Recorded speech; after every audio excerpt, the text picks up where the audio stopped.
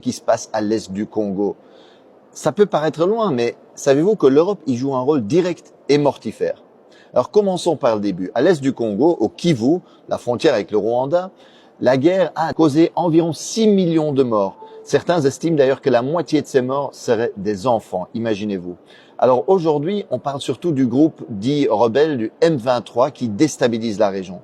Et en fait, avec l'aide du Rwanda, ce groupe occupe aujourd'hui une partie du territoire congolais. Et le rôle du régime rwandais est fondamental. Les Nations Unies ont constaté que le Rwanda ne livre pas seulement des armes ou de l'argent, mais a même des soldats sur place. Le secrétaire général des Nations Unies, Antonio Guterres, a d'ailleurs appelé le régime rwandais de Kagame à cesser de soutenir le M23 et à se retirer du territoire de la République démocratique du Congo. Parce qu'il s'agit vraiment en fait d'une violation de la souveraineté du Congo et du droit international. Et que va chercher le régime rwandais en République démocratique du Congo? En fait, cette région est hyper riche en minerais, ressources naturelles, notamment le cobalt et le coltan. Ce sont des minerais essentiels pour les multinationales européennes qui servent entre autres pour les smartphones, les batteries, mais qui sont aussi utilisés dans l'industrie de la défense, dans la transition verte, l'aéronautique. Et donc, le Kivu contient 60% des réserves mondiales de coltan à lui tout seul. Imaginez-vous l'importance stratégique de cette région.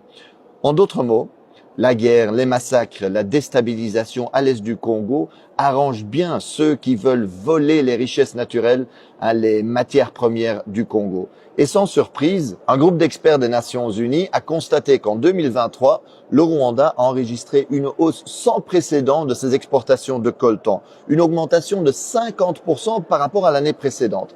Et chaque mois, par exemple, le M23 fait passer en contrebande 150 tonnes de coltan de la localité congolaise de Rubaya, occupée par eux, vers le Rwanda. C'est un pillage sans équivalent. C'est vraiment incroyable. Et certains qui regardent la carte me demandent, mais Marc, comment est-ce possible qu'un pays relativement petit comme le Rwanda est capable de déstabiliser de manière si durable le Congo qui est beaucoup plus grand? Le Congo, c'est presque 2/3 de l'Europe, c'est 4 fois la France, 80 fois le territoire de la Belgique.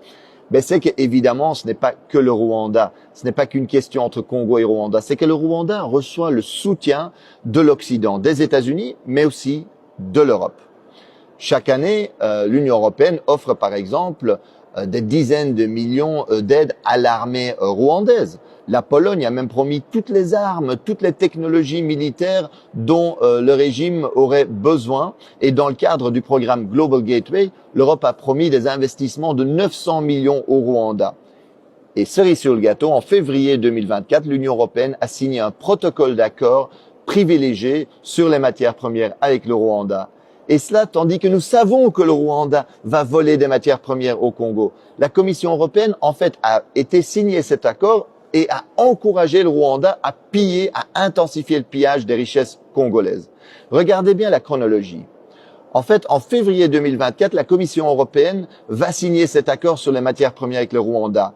Et à peine 2 mois plus tard, en avril 2024, le M23 occupe la localité de Rubaya, qui représente 15% de la production mondiale de coltan, minerai stratégique. Chaque mois, aujourd'hui, 150 tonnes de coltan passent de là-bas vers le Rwanda, dans les mains, sans doute, de multinationales. Le vol et le pillage, c'est ça l'impérialisme concrètement aujourd'hui. Et d'ailleurs, il y en a qui rêvent d'occuper durablement l'est du Congo en coupant le Congo en petits bouts. C'est ce qu'on appelle communément la balkanisation, pour mieux voler les richesses et les ressources du Congo au profit des multinationales occidentales. Dans le Financial Times, l'expert Jason Stearns est clair. Cette guerre pourrait se terminer relativement rapidement. Il rappelle qu'en 2012, en fait, le M23 avait été battu. Et ce n'était pas seulement à cause de l'action de l'armée congolaise et de ses alliés du Sud, qui avaient battu militairement le M23. C'est aussi parce que les soutiens internationaux du régime rwandais avaient suspendu son financement. Et que donc eux ils avaient dit voilà, à cause du rôle que vous jouez au Congo, on va plus vous financer. Barack Obama avait appelé Kagame pour lui dire d'arrêter le M23. En d'autres mots, si l'Occident aujourd'hui ne sponsorisait pas cette guerre, elle pourrait prendre fin très rapidement. Et on pourrait éviter, on aurait pu éviter déjà beaucoup de ces morts, beaucoup de ces victimes innocentes aujourd'hui en Congo. L'impérialisme aujourd'hui, le vrai visage de la politique étrangère et commerciale européenne en Afrique, c'est ça. Et quand la Russie envahit l'Ukraine, l'Union européenne parle du droit international, à juste titre. Mais quand son allié rwandais viole la souveraineté congolaise, commet des massacres, elle soutient. Comme quand Israël occupe la Palestine, le Liban, la Syrie, l'Union européenne se range du côté de l'agresseur. Alors aujourd'hui, faisons pression sur les dirigeants européens parce que ce n'est pas acceptable que l'Europe joue ce rôle-là. Alors il est possible aujourd'hui de faire pression, c'est nécessaire pour que l'Europe arrête sa complicité avec les crimes sur place. Alors envoyons un message à Ursula von der Leyen, présidente de la Commission européenne, ou à la ministre des Affaires étrangères de l'Union européenne, Kaja Kallas. Envoyez-leur un message par les réseaux sociaux, envoyez-leur cette vidéo-ci. Et en plus, mobilisez-vous dans la rue parce qu'il faut mettre la pression sur nos gouvernements aujourd'hui.